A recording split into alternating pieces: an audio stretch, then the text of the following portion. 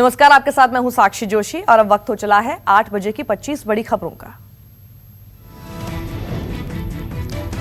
अयोध्या में विवादित ढांचा गिराए जाने के मामले में आज बीजेपी के वरिष्ठ नेता लालकृष्ण आडवाणी का बयान दर्ज होगा। सीबीआई की विशेष अदालत में वीडियो कॉन्फ्रेंसिंग के जरिए उनका बयान दर्ज किया जाएगा। इससे पहले गुरुवार को बीजेपी के वरिष्ठ नेता मुरली मनोहर जोशी का इसी मामले में बयान दर्ज किया गया था। राजस्थान में चल रहे सियासी घमासान के बीच आज सचिन पायलट कैंप की याचिका पर राजस्थान हाईकोर्ट का फैसला 10 बजे आने वाला है। विधानसभा के स्पीकर के अयोग्यता नोटिस के खिलाफ सचिन पायलट समेत कांग्रेस के 19 विधायकों ने हाईकोर्ट में याचिका दायर की थी, जिस पर कोर्ट ने अपना फैसला सुरक्षित रख लिया है। आज भारत चीन के विदेश मंत्रालयों के संयुक्त सचिव स्तर की बैठक होगी। दोनों देशों के सीमा मामलों पर विचार विमर्श और समन्वय के लिए काम करने वाली संस्था WNCC यानी working mechanism for consultation and coordination की महीने भर में यह तीसरी वर्चुअल कॉन्फ्रेंस होगी। यूपी के कानपुर से अगवा युवक संजीत यादव की हत्या की पुलिस ने पुष्टि कर दी है। 22 जून की रात हॉस्पिटल से घर आने के दौरान बर्रा इलाके में संजीत का अपहरण कर लिया गया था। इस मामले में हिरासत में लिए गए 2 युवकों से पूछताछ में यह खुलासा हुआ है कि संजीत की 26 या 27 जून को ही हत्या कर दी गई थी। संजीत के परिजनों ने इस मामले में पुलिस के कहने पर 30 लाख की फिरौती देने का दावा भी किया है। जम्मू कश्मीर और महाराष्ट्र के पालघर में भूकंप के झटके महसूस किए गए हैं। पहला भूकंप महाराष्ट्र के पालघर में रात 12:26 पर आया, जिसकी रिक्टर स्केल पर तीव्रता 3.1 मापी गई। वहीं जम्मू कश्मीर में सुबह 5:11 पर 3 तीव्रता का भूकंप आया, जिसका केंद्र कटरा से 89 किलोमीटर दूर पूर्व में था। वहीं यूपी के अलीगढ़ में भी 3 तीव्रता के झटके महसूस किए गए।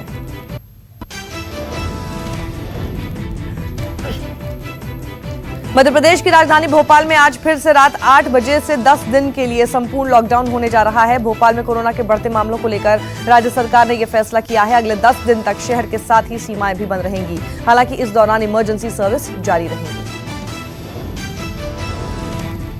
देश में एक दिन में कोरोना के रिकॉर्ड मामले सामने आए। 24 घंटे में 45,720 केस सामने आए, जबकि 1,129 मरीजों की जान चली गई। अब देश में कोरोना संक्रमितों का आंकड़ा 11,38,635 पर पहुंच गया है, जबकि मृतकों की संख्या बढ़कर 29,861 हो गई है।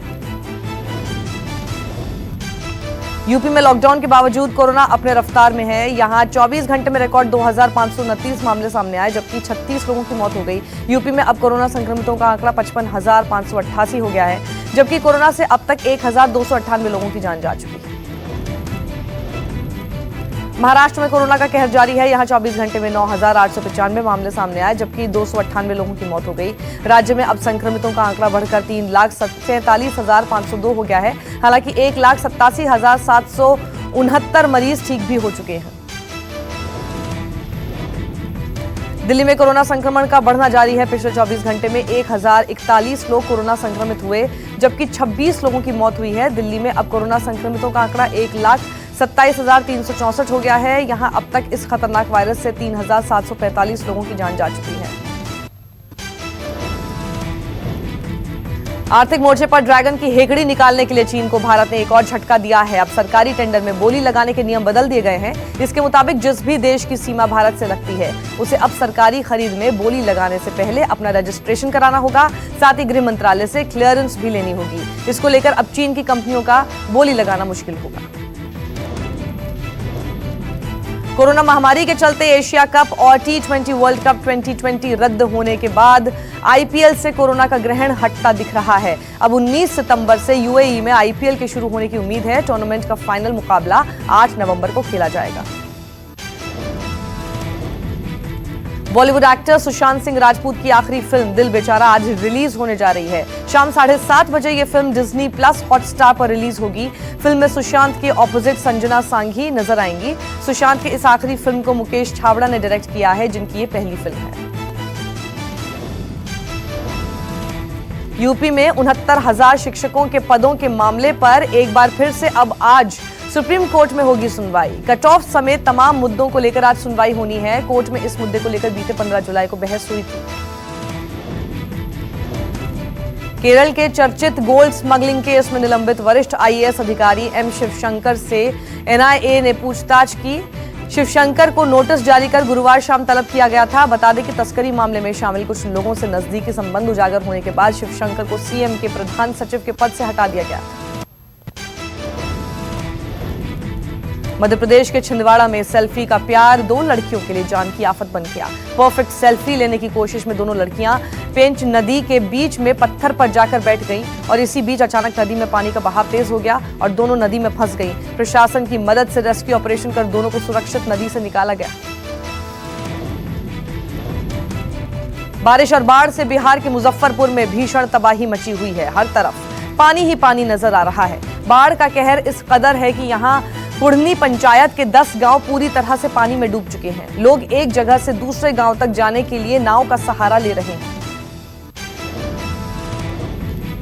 बिहार में जहां एक ओर लोग कोरोना की मार झेल रहे हैं, वहीं बाढ़ ने बड़ी तबाही मचाई है। लाखों लोगों को घर से बेघर कर दिया है। मुजफ्फरपुर में बाढ़ ऐसी तबाही मचा रही है कि यहां दूर दूर तक समंदर ही समंदर नजर आ रहा है। आलम यह है कि हजारों लोग गांव खाली करके सड़कों पर रहने को मजबूर हैं। मेरठ के खौफनाक डबल मर्डर केस में हर रोज नए नए खुलासे हो रहे हैं। इस मामले में नया खुलासा यह है कि लव जिहाद के आरोपी ने महिला और बेटी को मारने के बाद उनकी लाशों को न सिर्फ गड्ढे में दफन किया, बल्कि सबूत मिटाने के मकसद से उनकी घड़ी, मोबाइल और कपड़े तक को दीवारों में चुनवा दिया।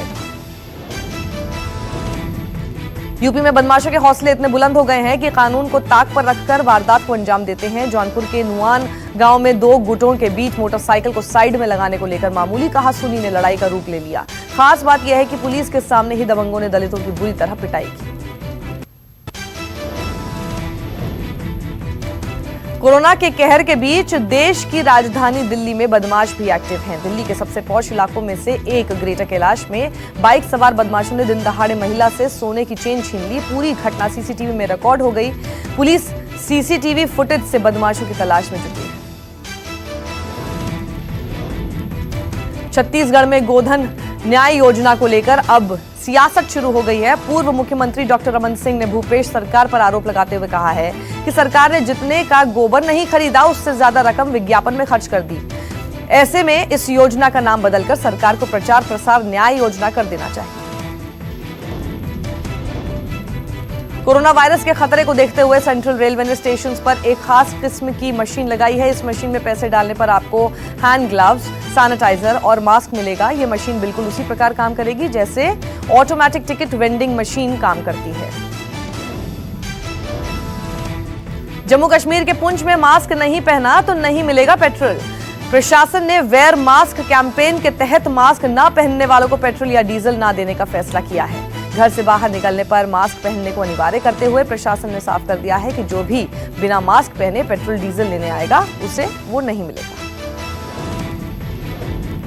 कोरोना महामारी को देखते हुए बरेली एसएसपी ऑफिस ने एक शानदार पहल की है। इसके तहत फरियादी अपनी फरियाद सीसीटीवी के जरिए ऑफिस के भीतर बैठे अधिकारियों को बताएगा। जवाब में अधिकारी एलईडी के जरिए फरियादी की समस्या को सुन उचित कार्रवाई करेंगे। इस दौरान फरियादी और अधिकारी दोनों एक दूसरे को देख और सुन पाएंगे।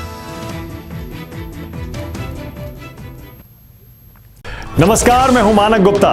अगर आपको हमारा ये वीडियो पसंद आया हो तो इसे लाइक और शेयर जरूर करें और हाँ, हमें सब्सक्राइब और फॉलो करना ना भूलें ताकि आप देश और दुनिया की कोई खबर मिस ना करें। तो जुड़े रहिए हमारे साथ और देखते रहिए न्यूज़ 24।